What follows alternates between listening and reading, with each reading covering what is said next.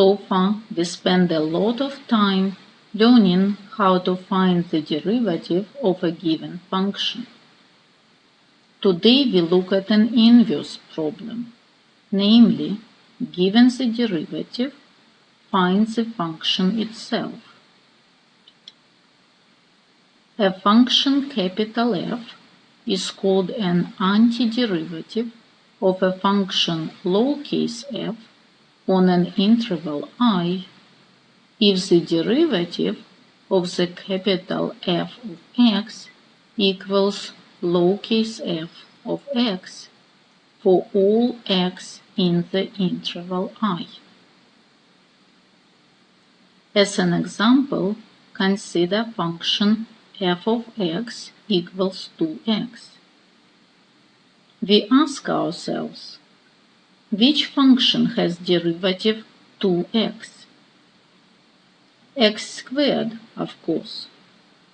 So the antiderivative of 2x is x squared, because the derivative of x squared is 2x. But the function x squared plus 5 satisfies the same condition. Its derivative is 2x.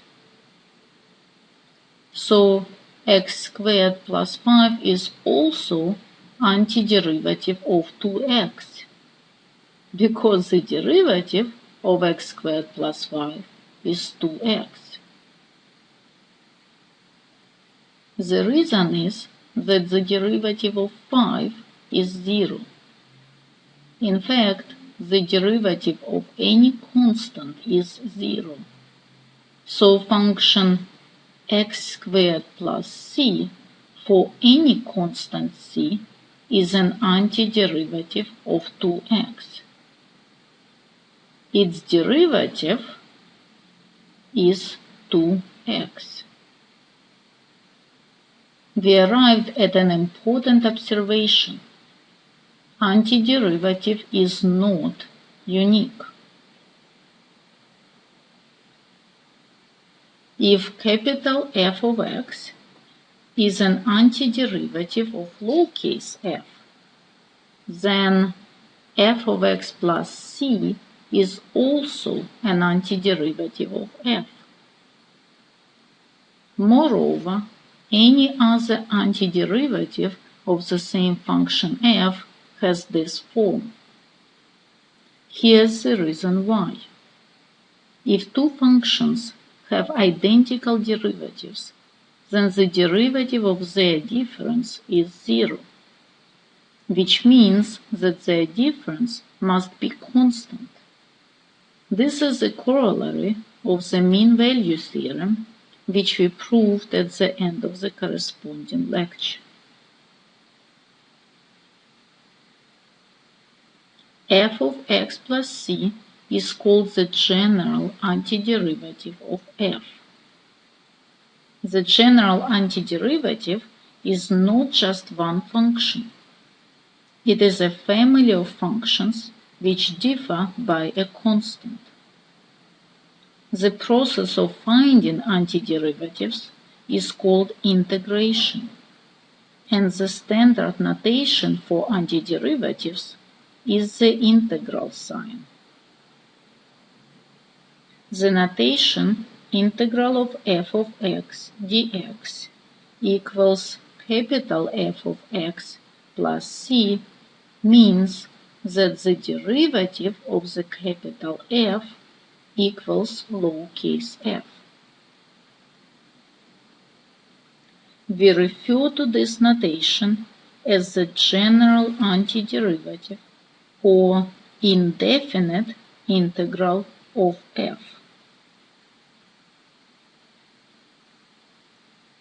As we discovered, integral of 2x dx equals x squared.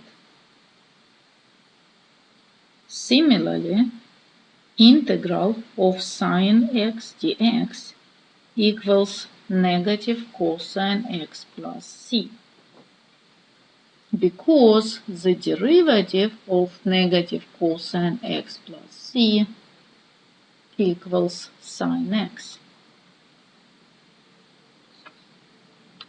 The integral of x cubed dx equals x to the fourth over 4 plus c, because the derivative of x to the fourth over 4 equals x cubed according to the power rule. In the same way, we can obtain the indefinite integral of x to the n by reversing the power rule for derivatives. Integral of x to the n dx equals x to the n plus 1 divided by n plus 1 plus c. Let's verify it by taking derivative. The derivative of x to the n plus 1 divided by n plus 1 plus c according to the power rule equals n plus 1 times x to the n divided by the same constant n plus 1. Since n plus 1 and n plus 1 in the numerator and denominator cancel, we have x to the n.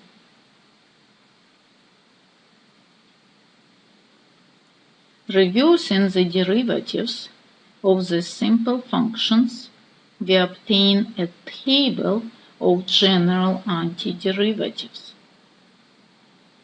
The first formula in this table is the integral of the power function x to the n we just verified. We will refer to it as the power rule for integration. It is valid for all real n except n equals -1. Because n equals -1 gives 0 in the denominator. It turns out that the integral of x to the -1 is the natural log, but this is a topic of calculus 2. The integral of any constant k is kx plus c, because the derivative of kx is k. The integral of sine x dx is negative cosine x plus c, because the derivative of negative cosine x is sine x. The integral of cosine x dx equals sine x plus c, because the derivative of sine x is cosine x. Integral of secant squared x dx equals tangent x plus c, because the derivative of tangent x equals secant squared x. Integral of cosecant squared x dx equals negative cotangent x plus c, because the derivative of negative cotangent x plus c equals cosecant squared x.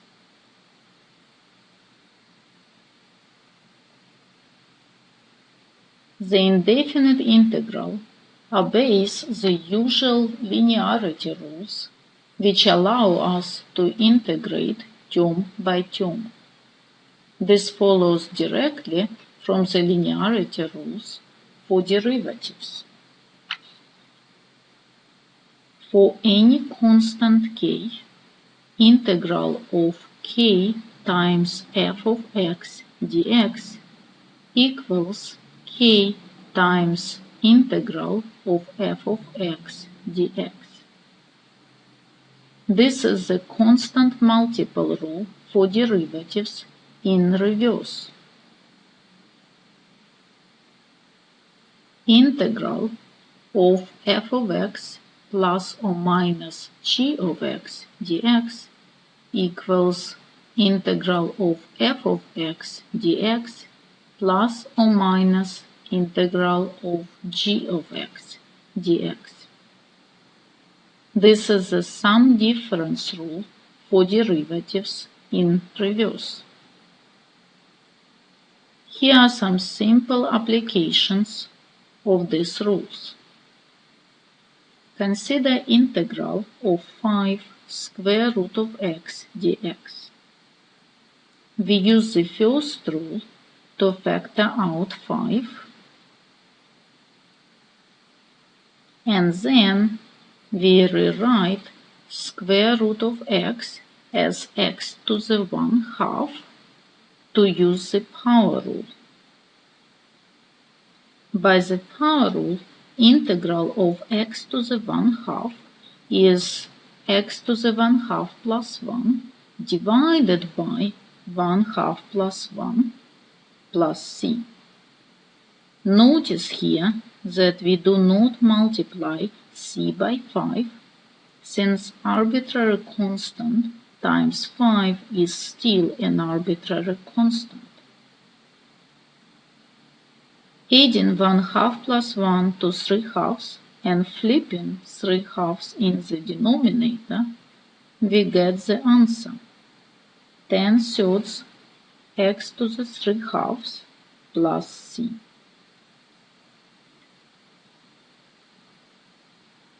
Consider integral of cosine x plus 1 over x squared dx. We use the second rule to distribute the integral to the sum. We get integral of cosine x dx plus integral of x to the negative 2 dx. In the second integral, we changed 1 over x squared to x to the negative 2 so that we can use the power rule. Integral of cosine x gives us sine x, and by the power rule, integral of x to the negative 2 equals x to the negative 2 plus 1 divided by negative 2 plus 1. And we add a constant c. After simplifying, we get the answer sine x plus 1 over x plus c.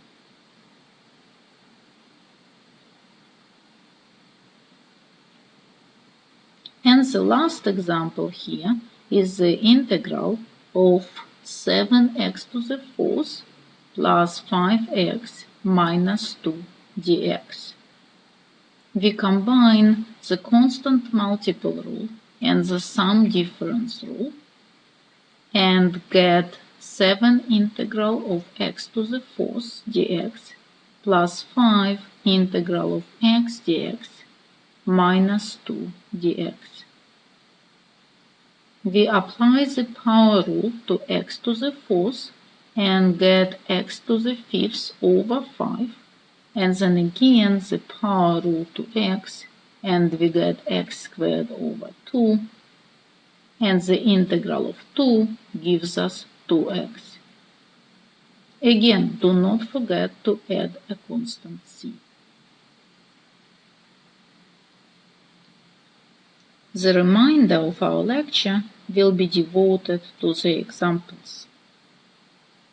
The first example is to evaluate integral of x cubed times x squared plus 2 squared dx. Since there is no product rule for integrals, we need to multiply out x cubed times x squared plus 2 squared, and then integrate the sum term by term. First we square x squared plus 2 and get x to the 4th plus 2x squared plus 4 dx. Now we still need to multiply it by x cubed. We obtain x to the 7th plus 2x to the 5th plus 4x cubed dx. We use power rule here, term by term. X to the 7th gives us x to the 8th over 8. 2 is a constant, so it stays, and x to the 5th, according to the power rule, gives us x to the 6th over 6. In the next term, 4 is a constant, so it stays, and the integral of x cubed is x to the 4 over 4. We add a constant c. We simplify the fractions here and get the answer x to the 8 over 8 plus x to the 6 over 3 plus x to the 4th plus c.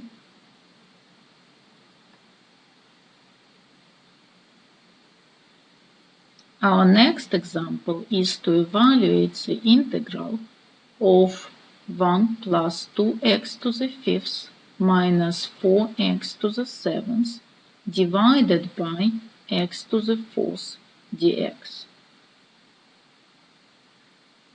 There is no quotient rule for integrals, so we cannot integrate the quotient. We need to divide term by term the numerator by the denominator and then integrate the sum. So let's divide the numerator by x to the 4th. We get 1 over x to the 4th plus 2x to the 5th over x to the 4th minus 4x to the 7th over x to the 4th dx. We rewrite 1 over x to the 4th as x to the negative 4, then 2x to the 5th over x to the 4th gives us 2x, and 4x to the 7th divided by x to the 4th gives us 4x cubed, since 7 minus 4 equals 3. Now we are ready to use the power rule. For x to the negative 4, we need to add 1 to the negative 4. Negative 4 plus 1 gives negative 3. So according to the power rule, integral of x to the negative 4 equals x to the negative 3 divided by negative 3. In the second term, 2 is a constant, and the integral of x is x squared over 2.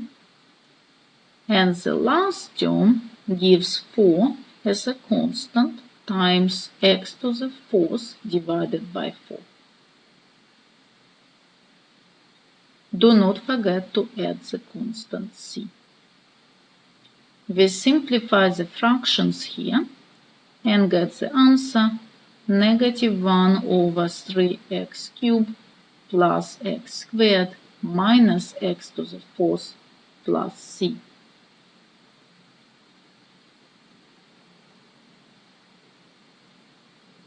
The next example is to evaluate the integral of secant x plus cosine x divided by cosine x dx.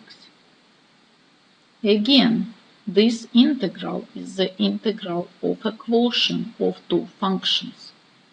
We do not have a quotient rule for integrals, so we cannot integrate the quotient.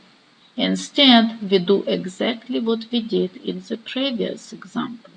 We divide the numerator by the denominator term by term. We get secant x over cosine x plus cosine x over cosine x. Cosine x over cosine x gives us 1, and secant x divided by cosine x equals secant squared x. So we need to integrate secant squared x plus 1 dx. The integral of secant squared x is tangent x, and the integral of 1 is x. We also add a constant and obtain the answer tangent x plus c.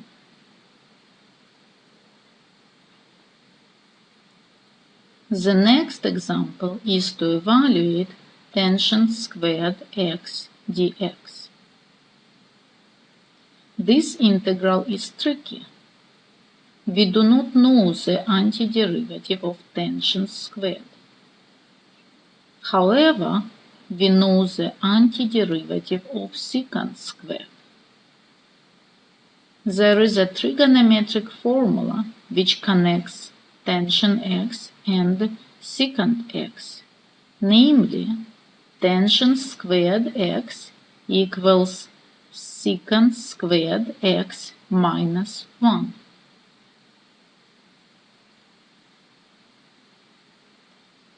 This expression we can integrate.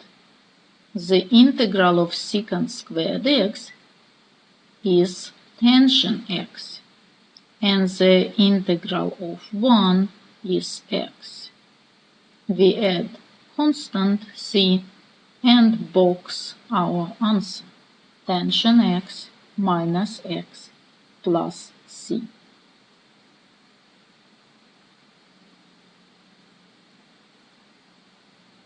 The next example asks us to find f if f double prime equals cosine x.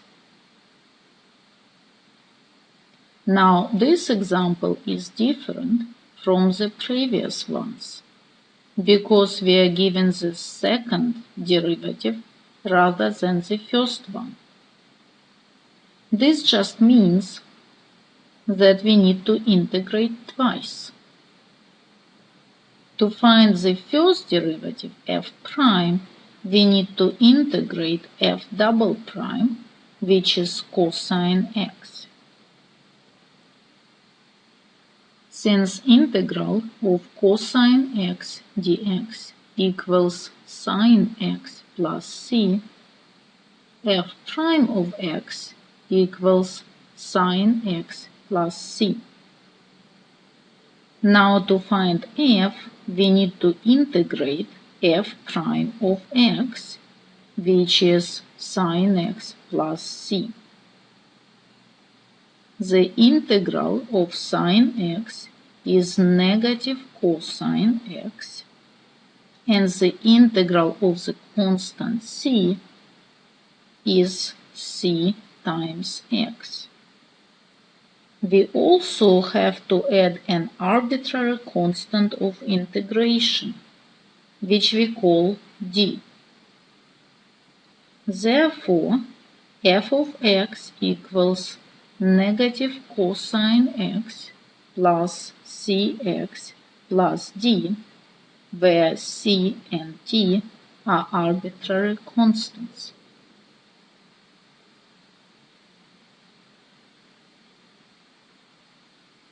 Our last example is to find f if the second derivative of f equals 3 divided by square root of x and f of 4 equals 20, f prime of 4 equals 7.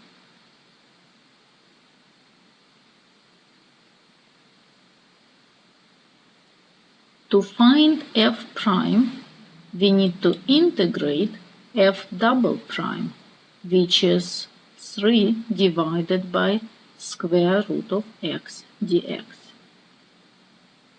We use the constant multiple rule to factor out 3 from the integral, and also we rewrite 1 over square root of x as x to the negative 1/2.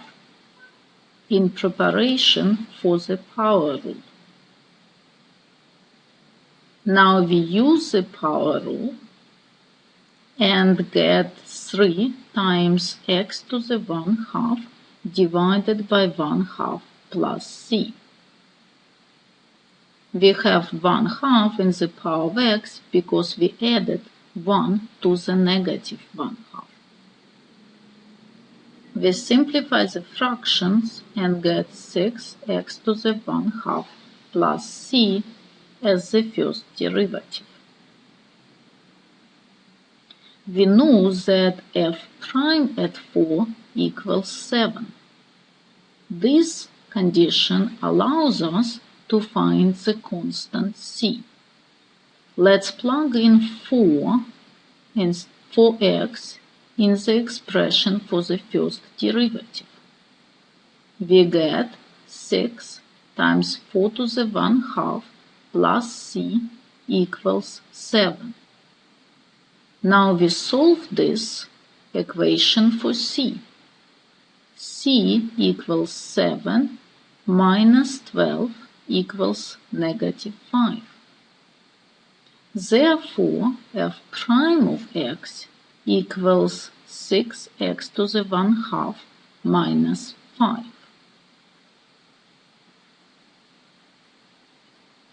To find f of x, we need to integrate the first derivative f prime, which is 6x to the 1/2 minus 5.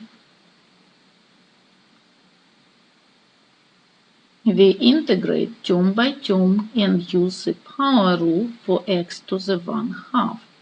We get 6 times x to the 3/2 divided by 3/2 minus 5x plus d. Here d is an arbitrary constant of integration. We call it d since we already used the letter c in the previous expression. Again, we simplify this and get 4x to the 3/2 minus 5x plus d. We know that f of 4 equals 20. We can use this condition to find the constant d. We substitute 4 for x in f of x. We get 4 times 4 to the 3/2 minus 5 times 4 plus d equals 20. What is 4 to the 3/2? We need to take a square root of 4 and then cube it. Square root of 4 is 2, 2 cubed is 8, and 4 times 8 is 32. We solve for d and get that d equals 20 minus 12 equals 8. Therefore, f of x equals 4x to the 3/2 minus 5x plus 8.